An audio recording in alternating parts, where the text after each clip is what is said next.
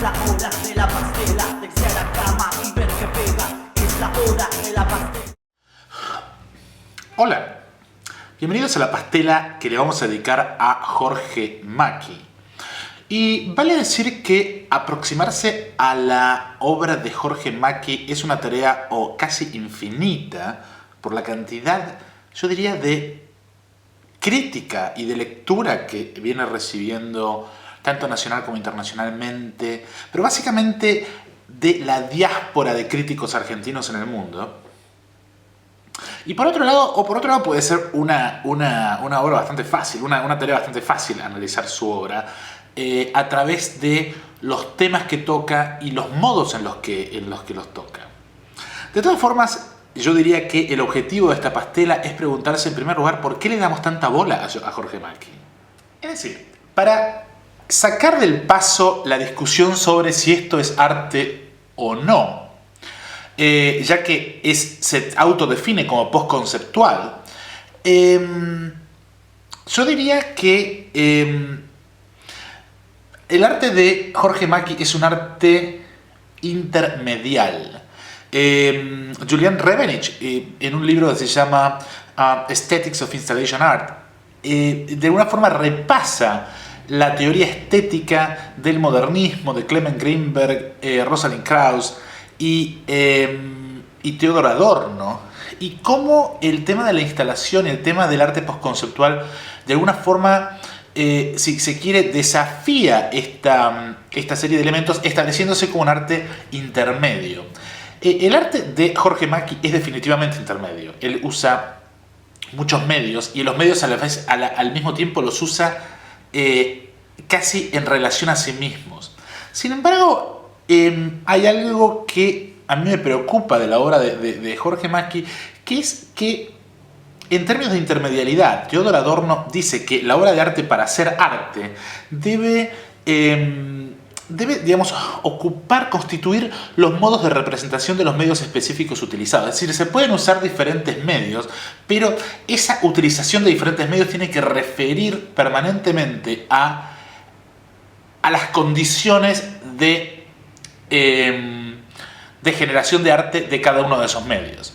El problema, si se quiere, es que en obras como De aquí a la eternidad, From Here to Eternity, de Jorge Macchi, él pone el principio y el final de la película hollywoodense De aquí a la eternidad, los pone, genera un loop que hace que se vayan integrando y se vayan superponiendo, y esto lo integra en una suerte de video instalación, con una música compuesta por Edgardo Rudnitsky, quien colabora mucho con él.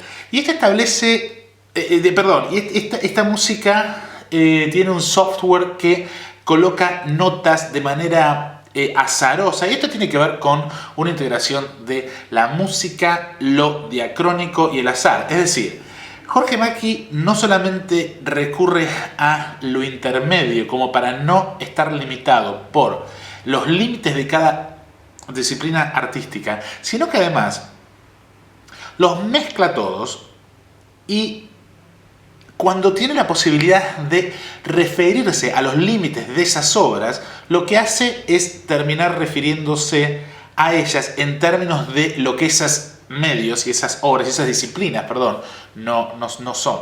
Yo sé que esto es complejo, pero me interesa sobre todo para los curadores y los que han escrito sobre Macchi, para correr este tema del medio y poder encarar la obra con el ojo fresco que lo encaramos en este programa, en este podcast, habitualmente.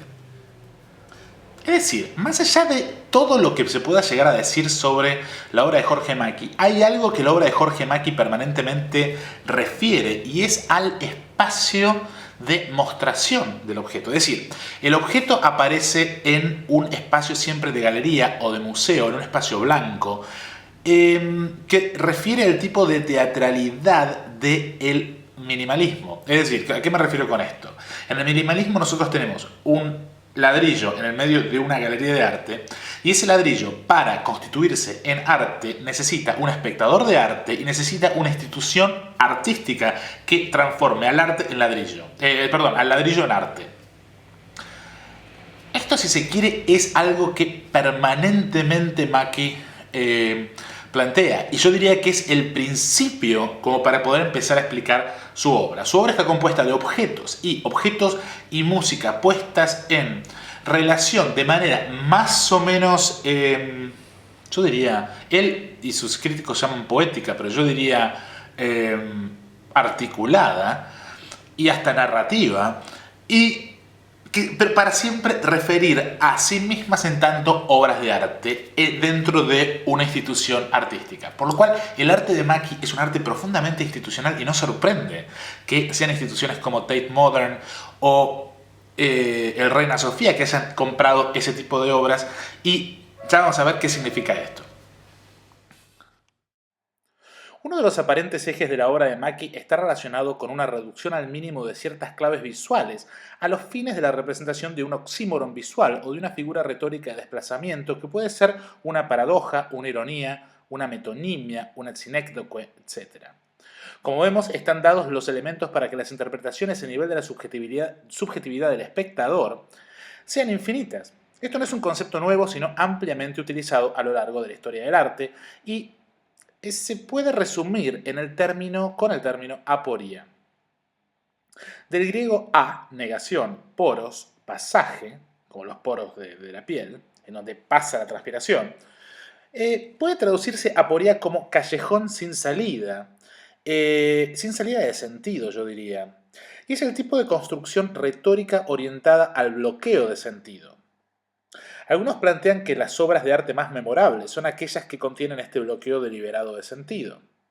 Dos ejemplos claves que se me ocurren son Las Meninas de Velázquez y La Mona Lisa de Leonardo da Vinci. En la primera, Velázquez pone al espectador en el lugar de los personajes reflejados en el espejo. Esa pareja es el monarca absoluto y su reina, que por definición solo pueden ser quienes ocupen el lugar que el espectador de hecho está ocupando. En el caso de la Mona Lisa, uno se pregunta constantemente qué tipo de pintura es esta.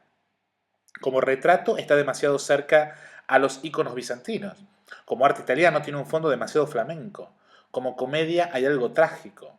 Vemos que ambas imágenes deliberadamente flotan en el medio de cosas sin ningún tipo de intención de llegar a ningún tipo de solución, por lo cual su significado siempre está en estado flotante. La cuestión en la una y en la otra es la duda, y esa es la intención del artista. Hay algunos recursos retóricos como el cuadro dentro del cuadro que siempre refuerzan este tipo de lectura de aporía. Sin embargo, la obra de Jorge Mackie abandona la sutileza de Velázquez y da Vinci para embanderarse en la aporía o el sentido suspendido como tema. A esto le suma el azar, que es el sentido suspendido en el tiempo. Y con estos dos ejes arma un proyecto artístico que el mercado percibe como, entre comillas, inteligente. Sin embargo, lo que quiero plantear aquí es una suerte de homenaje a nuestro Papa argentino, el Papa Francisco, diciendo que todo lo que Mackie plantea de manera casi desesperada puede ser encontrado en el texto fundamental de la orden jesuita, me refiero a los ejercicios espirituales de San Ignacio de Loyola.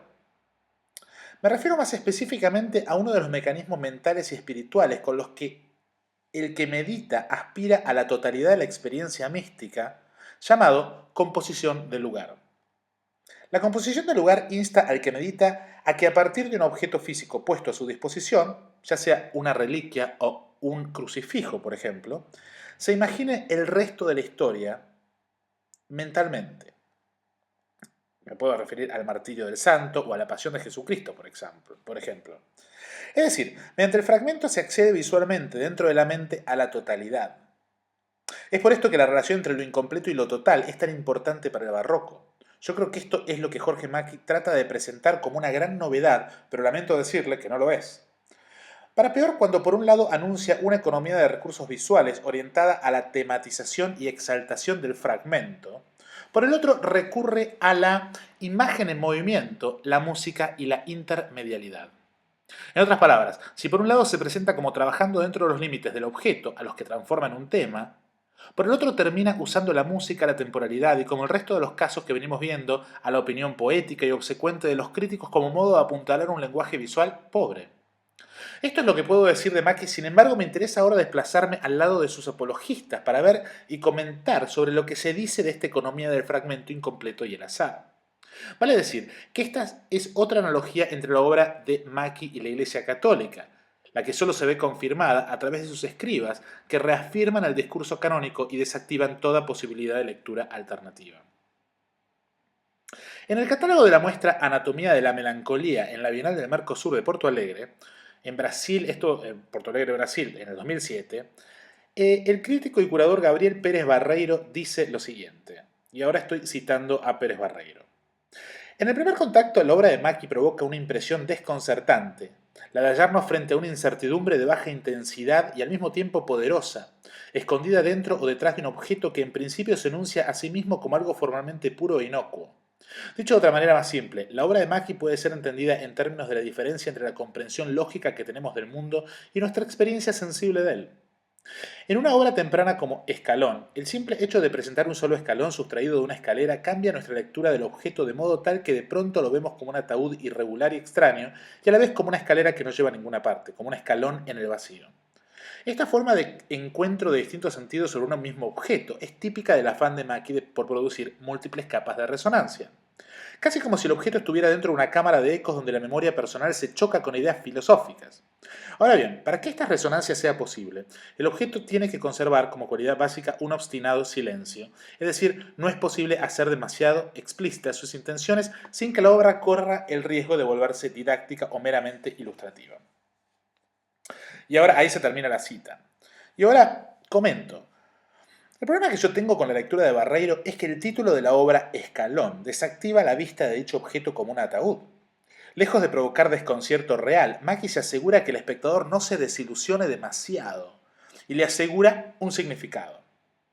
Al hacer esto, el tema de la obra, que es el desconcierto y la incompletitud y el azar, se deshacen en un segundo en certeza, completitud, es decir, es un escalón incompleto pero un escalón al fin, y direccionalidad. Barreiro dice, y para mí es clave, lo siguiente. El hecho de que Mackie evite lo ilustrativo y lo didáctico es a la vez una elección personal y síntoma de un momento histórico. Si el término arte postconceptual existiese, se aplicaría perfectamente a su obra. Crecer en los años 80 en Buenos Aires implicaba vérsela con un panorama artístico dividido entre la herencia de Glusberg, conceptualista político, y la pintura expresionista de Guillermo Cuitca. A riesgo de simplificar excesivamente la cuestión, dice Barreiro, podríamos decir que Mackie suma el contenido expresivo y psicológicamente cargado de pintor al lenguaje visual claro del conceptualista. Pero por supuesto, donde su obra difiere es en el carácter no narrativo de la expresión. Este párrafo plantea varios problemas. En primer lugar, digo yo, como vimos en la pastela dedicada a Glusberg, no es verdad que Glusberg y Cuitca estuvieran en veredas separadas, sino que impulsaban el mismo proyecto, estaban en la misma vereda. En segundo lugar, lo que Barreiro llama lenguaje visual claro y puro no corresponde al conceptualismo, sino al minimalismo y al constructivismo en sus diferentes variables. Aquí Barreiro termina dándome de manera confusa la razón, ya que nos retrotrae directamente a la lógica de las reliquias y de la teoría jesuítica, cuando se refiere al carácter no narrativo e inexpresivo de la obra, y que, más que crear escenarios dramáticos, estoy citándolo, o retablos, la obra de Mackie espera que el espectador aporte asociaciones y haga su propia lectura, dice Barreiro.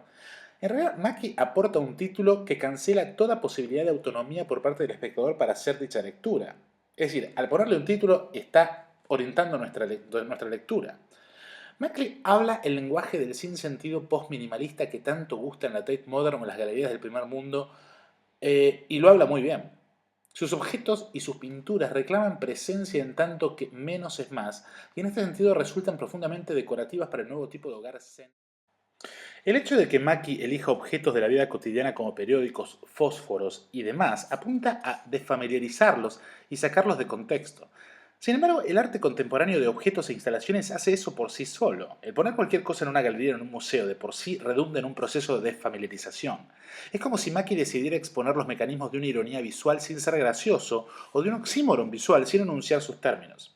En mi humilde opinión, su obra es mucho ruido y pocas nueces, y su éxito internacional amerita otro tipo de reflexión respecto del lugar del curador y el crítico como intermediador entre un público iletrado y con demasiado dinero para gastar. Nos vemos la semana que viene.